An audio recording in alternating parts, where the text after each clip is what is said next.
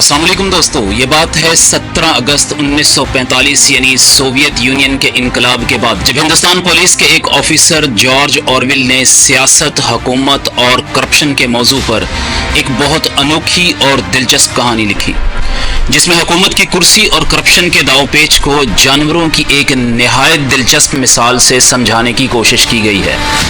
इस नावल का हर जुमला बहुत गहरा और बामानी है और इस नावल का नाम है एनिमल फार्म यानी जानवरों की सल्तनत। दोस्तों, इस नावल ने मकबूलियत के रिकॉर्ड तोड़ दिए। लाखों लोगों ने इसे पढ़ा और मकबूलियत का अंदाज़ा इस बात से लगाया जा सकता है कि कई ज़ुबानों में इसका तर्जुमा हो चुका है और कई मुल्कों के कॉलेजों और यूनिवर्सिटियों में नौजवान नस्ल को सियासत के दावपेच समझाने के लिए आज भी ये नावल पढ़ाया जाता है। इस नावल में बयान की गई कहानी इस सवाल के जवाब को तलाश करने की कोशिश करती है कि क्या वाकई हुकूमत और इक़्तिदार करप्शन और वादा खिलाफी को जन्म देते हैं या नहीं, जिससे हमारे अपने अपने लीडर अपने ही बनाए हुए उसूलों को तोड़ने लगते हैं। दोस्तों, ये बात दुरुस्त है कि पांचों उंगलियां बराबर नहीं होती, लेकिन इस वीडियो में हम उन उंगलियों के बारे में बातचीत करेंगे जो तकरीबन बराबर होती हैं। वो लीडरान इक़्तिदार संभालते ही खुद उसी तरह के जालिम बन जाते हैं जिन जालिमों के खिलाफ वो हुकूमत में आने से पहले आवाज़ उठाते थे। और ऐसा क्यों होता है कि इक़्तिदार के नशे में लीडर आम लोगों को और उनके हुकूक को रोनते हुए उनका इस्तेहसाल करने लगते हैं। दोस्तों, इक़्तिदार के ईवानों और सियासत के मैदानों में एक बड़ा गहरा और मशहूर जुमला बोला जाता है कि तमाम जानवर बराबर हैं, लेकिन कुछ जानवर दूसरों से ज्यादा बराबर हैं। ये जुमला भी इसी नॉवल एनिमल फार्म से लिया गया है। ये नावल इक़्तिदार और इनकलाब के दावपेच की अक्कासी करता है। जॉर्ज ऑरवेल जो इस नावल का मुसन्नफ़ है, उसका मौक़िफ़ ये है कि दुनिया में तालीम और शऊर की तेज़ रफ्तार तरक्की के बावजूद आज भी हर समाज में इनकलाब के नाम पर हमारे अपने अपने लीडर अपने ही मुफादात को तरजीह देते हैं और अवाम का कोई नहीं सोचता। दोस्तों, ये कहानी निहायत दिलचस्प है। इस कहानी के मुसन्निफ जॉर्ज ऑरवेल का असल नाम एरिक ब्लेयर था। उसने हुकूमत, ताकत और ईवानों को निहायत करीब से देखा था। वो तवील अरसे तक इस निज़ाम का हिस्सा था और फिर इस निज़ाम से इस कदर मुतनफ़र हुआ कि इसने पूरी ज़िंदगी इस बदबूदार निज़ाम के ख़िलाफ़ आवाज़ उठाने में गुजार दी। ये दास्तान जानवरों के एक फार्म से शुरू होती है जिसका नाम मैनोर फार्म है और जहाँ मुख्तलिफ़ किस्म के जानवरों को पाला जाता है। लेकिन इस फार्म का मालिक मिस्टर जॉन्स जो बहुत सुस्त इंसान है और उसे शराब पीने की शदीद आदत है, इस फार्म के जानवर जुल्म सितम और खुराक ना देने की वजह से मिस्टर जॉन्स से शदीद नफरत करते हैं। जानवरों के मुताबिक मिस्टर जॉन्स एक जालिम मालिक है जिसने इनकी जिंदगी को जहन्नम बना के रखा है। गोया वो अपने मौजूदा हुक्मरानों से बहुत तंग होते हैं। मतलब ये कि ये जानवर इंसानों की हुक्मरानी से इतने तंग होते हैं कि अपने मालिक जो एक इंसान है उसके खिलाफ बगावत का इरादा कर लेते हैं। फिर एक रात एक बूढ़ा सुअर जिसका नाम मेजर है वो इनकलाब का ख्वाब लेकर उठता है और गर्जदार आवाज में एक दबंग तकरीर में कहता है, जानवरों उठो, ये हमारा वक्त है, आज़ादी हमारा हक है। इस तरह ये जानवरों के जज्बों को उभारता है जिससे जानवर आहिस्ता आहिस्ता मुतासर होना शुरू हो जाते हैं। लेकिन जल्द ही बूढ़े सुअर यानी मेजर की मौत वाक़या हो जाती है। मेजर की मौत के बाद दो चालाक सुअर नेपोलियन और स्नोबॉल लीडर बनकर बूढ़े सुअर मेजर के ख्वाब को हकीकत में बदलने की कसम खाते हैं। दोस्तों, यहाँ पर कहानी में एक और किरदार सामने आता है। चालाक सुअर नेपोलियन और स्नोबॉल एक और इंतहाई शातिर सुअर स्क्वीलर को अपने तमाम जानवरों को मुत्तहिद करने का टास्क देते हैं। स्क्वीलर झूठी सच्ची कहानियां सुनाकर जानवरों को अच्छे दिनों के ख्वाब दिखाता है और इन्हें यकीन दिलाता है कि फार्म के मौजूदा मालिक यानी मिस्टर जॉन्स को भगाने और उसकी हुकूमत को ख़त्म करने के बाद जैसे ही जानवरों की हुकूमत आएगी, कवानीन तब्दील हो जाएंगे, दूध और शहद की नहरें बह जाएंगी और हर तरफ खुशहाली ही खुशहाली होगी।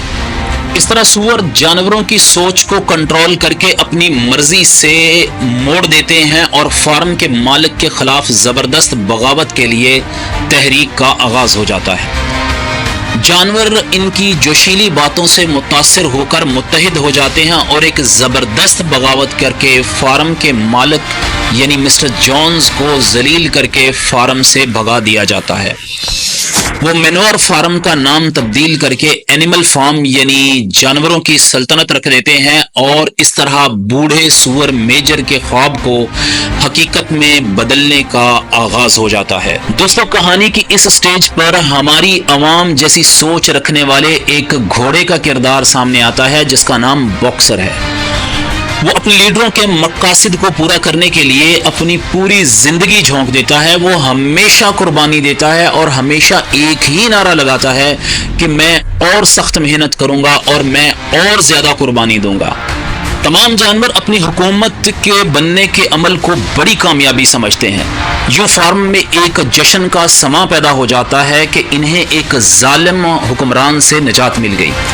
अब इनके अच्छे दिन शुरू हो जाएंगे। हर तरफ खुशी के नारे लगते हैं कि जानवरों की नई सल्तनत कायम हो गई है। फिर दोस्तों, जानवरों की इस नई सल्तनत के 7 बड़े उसूल तय पा जाते हैं। सुअर निहायत चालाकी के साथ इन 7 उसूलों को दीवार पर लिख देते हैं।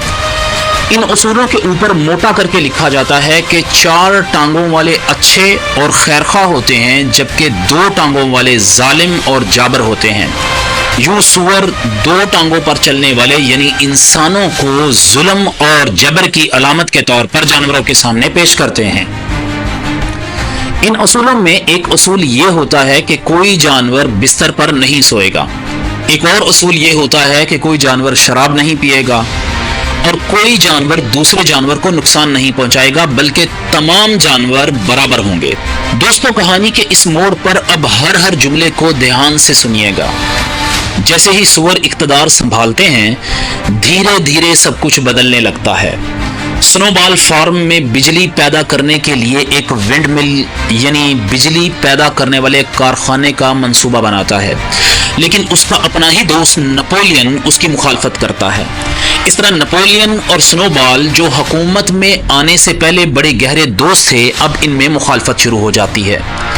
एक मीटिंग में स्नोबॉल सुअर जानवरों को अपनी लीडरशिप से मुतासर करने के लिए पुरजोश तकरीर कर रहा होता है तो नेपोलियन उसकी तौहीन करने के लिए एक अजीब सी आवाज निकालता है। इस वाक़े से स्नोबॉल को बहुत गुस्सा आता है और यूं इन दोनों की मुखालफत दुश्मनी में तब्दील हो जाती है और नेपोलियन अपने शागिर्द कुत्तों से अपने ही दोस्त स्नोबॉल को फार्म से जलील करके भगा देता है और इसके बाद अपने हर मुखालिफ को चुन चुन कर ख़त्म कर देता है। जी हाँ दोस्तों, ये है सियासत की शतरंज। इक़्तिदार के नशे में हुक्मरान अपने रास्ते में आने वाले तमाम दोस्तों और अजीज़ो अकरबा का भी सफाया कर जाते हैं। दोस्तों, वक्त गुजरने के साथ साथ नेपोलियन और उसके साथी सुअर जो हुकूमत चला रहे होते हैं, वो अपने आप को आला तबके के जानवर समझना शुरू कर देते हैं और ऐशो इशरत वाली जिंदगी को अपना हक समझते हैं, जबकि हर वक्त वो दूसरे जानवरों को मेहनत करने का सबक पढ़ाते हैं। फिर सुअर अपने हकूक को थोड़ा सा और फैलाना शुरू कर देते हैं और अपने ही बनाए हुए उसूलों के खिलाफ शराब नोशी और बिस्तर पर सोना शुरू कर देते हैं। जब जानवरों को इल्म होता है कि सुअर शराब नोशी करते हैं और बिस्तर पर सोते हैं तो वो शदीद एहतजाज करते हैं, लेकिन इंतहाई चालाक सुअर नेपोलियन और उसके साथी इस मसले का भी हल निकाल लेते हैं। वो अपने ही बनाए हुए उसूलों में थोड़ी सी तब्दीली करके नए उसूल बना लेते हैं, जैसा कि शराब पीना मना नहीं है बल्कि ज़्यादा शराब पीना मना है। इसी तरह बिस्तर पर सोना मना नहीं है बल्कि बिस्तर पर चादर लेकर सोना मना है। यूं चालाक सुअर तमाम उसूलों को अपने मुफादात के मुताबिक ढाल लेते हैं। दोस्तों, हुक्मरान सुअर नेपोलियन अब आहिस्ता आहिस्ता इंसानों जैसा बनने लगता है। वो बिस्तर पर सोने लगता है, शराब पीने लगता है और पड़ोसी किसानों के साथ मिलकर तजारत करने लगता है। ये सब कुछ तो उस ख्वाब से बिल्कुल उल्ट होता हुआ दिखाई देता है जो तहरीक चलाने से पहले जानवरों को दिखाया गया था। दोस्तों, अब बातों को जरा ध्यान से सुनिएगा। लेकिन स्क्वीलर, जो नेपोलियन सुअर का खास कारकुन और करिंदा होता है, वो अपने लीडर के लिए खूब प्रोपेगेंडा करता है। اس کے ہر عمل کو جائز ثابت کرنے کے لیے جھوٹی سچی کہانیاں سناتا ہے، فلسفے جھاڑتا پھرتا ہے، لیکن دوسری طرف جانور سردی، بھوک اور سخت محنت سے پریشان ہوتے ہیں۔ فارم کے حالات خراب سے خراب تر ہوتے جاتے ہیں، لیکن حکمرانوں کا یہ کارندہ اسکویلر نہایت چالاکی کے ساتھ جانوروں کو یقین دلاتا ہے کہ بہت تیزی سے ترقی ہوتی جا رہی ہے، سب کچھ بہتر سے بہتر ہوتا جا رہا ہے اور جلد ہی دودھ اور شہد کی نہریں بہنے والی ہیں۔ اس دوران اینیمل فارم کے حکمران سور نپولین کی ایک پڑوسی کسان کے ساتھ لڑائی ہو جاتی ہے، جس میں نپولین کا وفادار گھوڑا باکسر شدید زخمی ہو جاتا ہے۔ نپولین اپنے وفادار زخمی گھوڑے باکسر کے نیم مردہ جسم کو ایک گلو بنانے والی فیکٹری کے مالک کو بیچ کر اس کے پیسوں کی شراب خرید لیتا ہے۔ دوستو، اینیمل فارم کے اصول تو پہلے ہی بدلتے جا رہے تھے، لیکن آخر میں ایک آخری اصول بھی تبدیل ہو جاتا ہے کہ تمام جانور برابر ہیں، لیکن کچھ جانور دوسروں سے زیادہ برابر ہیں۔ ناول کے آخر میں ایک انتہائی چونکا دینے والا منظر اس وقت سامنے آتا ہے جب ایک دعوت کے دوران تمام جانور نپولین سور کو انسانوں جیسے کپڑے پہنے ہوئے، دو ٹانگوں پر چلتے ہوئے اور انسانوں کی طرح بیہیو کرتے ہوئے دیکھ کر دنگ رہ جاتے ہیں۔ انہیں سوروں اور انسانوں کے چہروں میں کوئی فرق نہیں دکھائی دیتا۔ تب انہیں یاد آتا ہے کہ اصولوں میں سب سے اوپر یہ لکھا گیا تھا کہ دو ٹانگوں پر چلنے والے ظالم اور جابر ہوتے ہیں، جبکہ چار ٹانگوں والے خیرخواہ ہوتے ہیں۔ آج ان کا اپنا لیڈر دو ٹانگوں پر چل رہا ہوتا ہے۔ وہ مکمل طور پر کنفیوز ہو جاتے ہیں۔ انہیں محسوس ہوتا ہے کہ سور جو کچھ عرصہ پہلے ان کے دوست تھے، ان میں اور ظالم انسانوں میں کوئی فرق نہیں ہے۔ وہ سوچ میں پڑ جاتے ہیں کہ آزادی اور اچھے دنوں کا وہ سنہری خواب کہاں گیا۔